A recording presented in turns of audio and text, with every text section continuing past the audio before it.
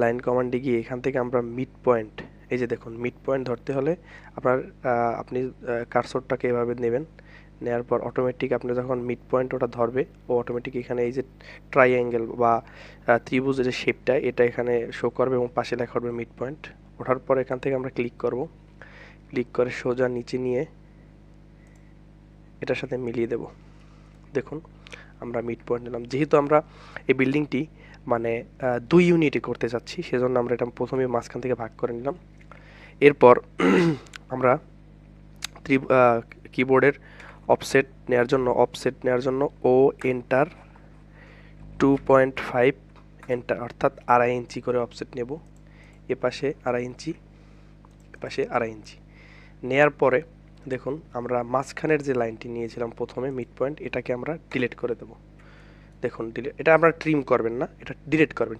Trim করতে গেলে এটা কাটবে না। যাই হোক, দেখুন আমরা এখন এই মাঝখানে একটা 5 ইঞ্চির একটা দেয়াল আমরা নিলাম। 5 ইঞ্চি দেয়াল নেওয়ার জন্য এই 2.5 ইঞ্চি করে নিলাম। তো এরপরে আমরা আবার অফসেট নেব। দেখুন কিবোর্ডের ও এন্টার। আপনারা মনে রাখবেন অফসেটটা খুবই খুবই খুবই গুরুত্বপূর্ণ অটোক্যাডের ক্ষেত্রে। যারা আপনারা নতুন আছেন, এই অফসেটের ব্যবহার কিন্তু অনেক বেশি এবং এই জন্য আপনাদের এই অফসেটের ব্যবহারটা শিখতে হবে। তো আমরা আস্তে আস্তে ডিজাইনের সাথে সাথে আপনাদেরকে দেখাবো এবং আমরা আলাদা আলাদা ভিডিও দেওয়ার চেষ্টা করব। তো প্রথমে আমরা অফসেট নেব 4 ফিট এন্টার।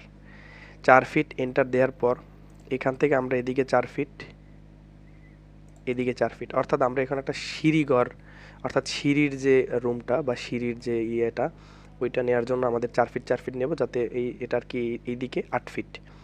তো 4 ফিট নেওয়ার পর এবার নিচ থেকে আবার 4 ফিট। একটু আপনারা খেয়াল করেন, আমি আবারও দেখাচ্ছি আপনাদেরকে সুবিধার জন্য। আমরা 4 ফিট এন্টার দেবো, অফসেট নিয়ে 4 ফিট অফসেট নেব।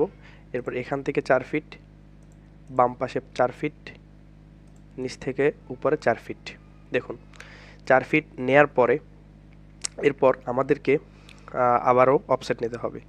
ও এন্টার, কিবোর্ডের ও এন্টার নিয়ে 10 ইঞ্চি, 10 ইঞ্চি আর লেখা লাগে না, জাস্ট 10 লেখলেই ওটা আমরা যে সেটিংস আপনাদের দেখিয়েছিলাম আগের ভিডিওতে, পূর্বের ভিডিওতে, সেখানে আমরা কিন্তু সেটিংসে দেখেছি। ওই সেটিংসে কিন্তু আমরা ডিজাইনটি করতেছি। আপনারা ওই সেটিংসে যদি করেন তাহলে আপনারা ডিজাইনটি খুব সহজেই দেখতে পারবেন। যাই হোক 10 এন্টার দেওয়ার পরে এখান থেকে আমরা 10 ইঞ্চি করে উপরে নেব। মোট 10টি নেব, 1 2 3 4, 4টি নিয়েছি, আরও 6টি নিতে হবে, 5 6 7 8 9 10। দেখুন আমরা 10টি নিলাম। নেয়ার পরে আরেকটি কাজ আছে, সেটি হচ্ছে অফসেট নেব আবারও 4 ফিট। এই যে আমাদের অফসেট নেওয়া মোটামুটি কমপ্লিট। এখন এই যে বাড়তি যে লাইনগুলো, আমাদের সিঁড়িঘর তো শুধুমাত্র এখানে হবে। বাড়তি যে লাইনগুলো কাটার জন্য আমরা কিবোর্ডে আমরা ট্রিম করব। এই লাইনগুলোকে ট্রিম করতে হলে আপনাদেরকে কিবোর্ডের TR প্রেস করে ডাবল এন্টার করতে হবে। TR double enter. আমি আপনাদের সুবিধার জন্য বারবার বলছি, TR ডাবল এন্টার। দেওয়ার পরে দেখুন আমরা এভাবে সিলেক্ট করে ক্লিক করে কেটে দিলাম, এপাশ থেকে ক্লিক করে কেটে দিলাম। দেখুন, এবং এখানের যে এই লাইনটি এটা কেটে দিলাম এবং এটিও কেটে দিলাম। দেখুন হ্যাঁ, আমরা সফলভাবে ট্রিম করা সম্পন্ন করলাম। এরপর আমাদের আরেকটি কাজ আছে, সেটি হচ্ছে আপনারা মাঝখান থেকে এভাবে টান দিয়ে ট্রিম ওই অবস্থাতেই এখান থেকে এভাবে ছেড়ে দিয়ে মাঝখানের লাইনগুলো কেটে দিবেন। দেখুন আমাদের মোটামুটি ট্রিম করা কমপ্লিট হয়ে গেল। তো আমরা একটা সিঁড়িঘরের একটা অর্থাৎ একটা দেখতে পাচ্ছি। তো এরপর আমাদের যে সেকেন্ড কাজটি হবে সেটা হচ্ছে আমরা এই যে এখানের যে পাশের যে দুইটা দেয়াল, এখান থেকে আমরা 5 ইঞ্চি করে অফসেট নিয়ে নেব।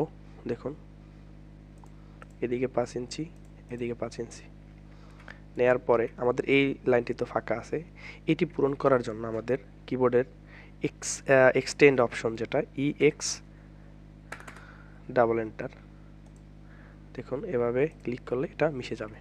তো দেখুন মোটামুটি আমাদের সিঁড়িঘরের যে ওটা মোটামুটি কমপ্লিট হয়ে গিয়েছে।